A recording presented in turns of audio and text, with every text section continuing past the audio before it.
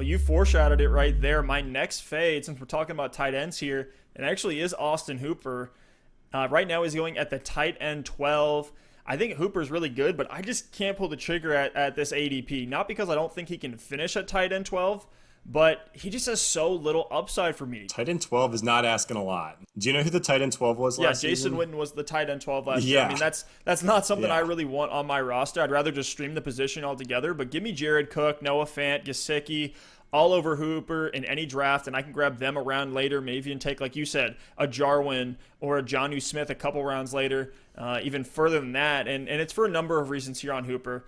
The first one is David Njoku's still there. I know he wants to trade. He wants to be the top dog in the tight end room wherever he's at. But Njoku's still there, and until he gets moved, I'm seeing some ambiguity in terms of which tight end's going to actually be getting most of the receptions on that Browns team. The roster moves and the narratives so far in Cleveland have all been about how Kevin Stefanski wants to run his old Vikings offense, which is extremely run heavy, here with the Browns. And that to me is a horrible sign for Hooper, because that means you're essentially getting Kyle Rudolph, who's been a streamer at best over the last few seasons. I will concede and say that Hooper may get some red zone usage and a few targets a game, but it's tough seeing a huge amount of volume being there for the Browns tight ends this year, especially if we take into account how every other weapon in Cleveland may deliver on their ADP. So we have Kareem Hunt and Nick Chubb. They're both going to get theirs in the end zone. You have OBJ and Jarvis Landry, who are going to command their volume too. And how many scores will there even be in Cleveland in year one with a new head coach, a new scheme, a new GM, a shortened offseason? I just don't see a chance that Hooper is a player that you're happy with in the 10th or 11th rounds of your draft when there's so many good high-value handcuffs and quarterbacks in those rounds and other good tight ends on the board. Hooper had 75 receptions, 790 yards, and 6 touchdowns in 13 games last season. He finishes the tight end 6 with a Falcons team that had Matt Ryan throwing the ball most in the league by far.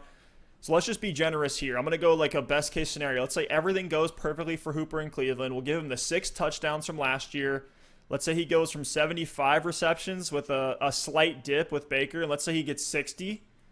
At that point, he's still a fringe tight end 10 in PPR. So it's tough to see a world where Hooper gets anywhere near where he was last year. And so for me, that means his ADP is a little high if we're going to draft Hooper at it. And essentially means we're drafting him at his ceiling, which isn't even a one that I want on my fantasy team. So I'm fading Hooper. Don't have him in a lot of places. Maybe he's one of those ones, like you said here with your guy Henry. Like if he falls extremely far, maybe I'll look at him then. But as it stands right now, I'm not touching Hooper at his ADP. I don't know, man. I mean, the Browns signed this player, Austin Hooper. This guy, Austin Hooper, they signed him to a 4-year, $42 million deal. Makes him the highest paid tight end in the league, I think, until Hunter Henry went on the tag. But like Austin Hooper is not a blocking tight end, so I know they're not shelling out $42 million to watch this guy block. So, like, I just can't imagine the Browns giving Austin Hooper this contract if they're not at least going to utilize him in some way in this offense. And I do agree with you that Hooper's success in Atlanta was more of a product of the system than Hooper's talent and ability compared to other tight ends in the league. Like, I think Hayden Hurst is going to go in and have a better year than Hooper in that Atlanta system that Hooper was in before. So I get what you're saying from that perspective, but to me, like, tight end 12 is almost free in drafts. And right now I have Austin Hooper as my tight end 8. So when I'm finding myself really punting the tight end position to the end of drafts, I love scooping up Hooper late. And maybe I've said this before, I'm a fan of drafting 2 tight ends. And if I'm going to really fade the position, I'll take Austin Hooper late because I know he's going to get involved. They would not pay him that money if he's not at least going to be consistent. And maybe it's not going to take the top off for your team, but I'll draft Hooper, and then a round or two later, I'll take a real flyer on Blake Jarwin or TJ Hawkinson or Jonnu Smith or Gesicki or whichever one of those guys is available at the end of drafts. I will take Hooper for some stability at the position because you could end up drafting him like Gesicki. You could end up drafting a Noah Fant, any of those guys, and they could just suck. They could literally be putting up duds week after week where Austin Hooper, no, he's not going to win you your week, but he's probably not going to lose it.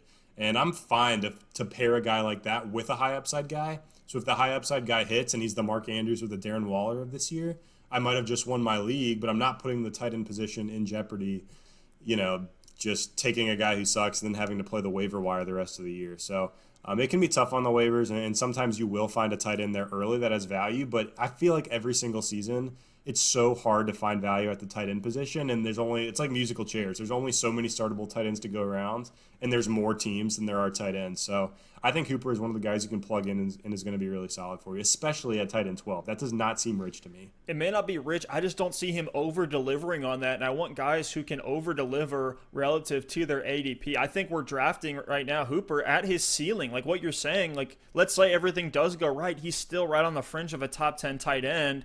I'd rather just stream the position at that point week to week or grab a Jonnu Smith, somebody with a ton of upside that I know can take me over the top. You're not going to win your league from the tight end position. Maybe Hooper does give you a higher floor than most tight ends, and that's enough for some people. That's just not what I'm looking for personally on draft day. Maybe that's somebody I look to trade for later on, throw in as a piece in a deal.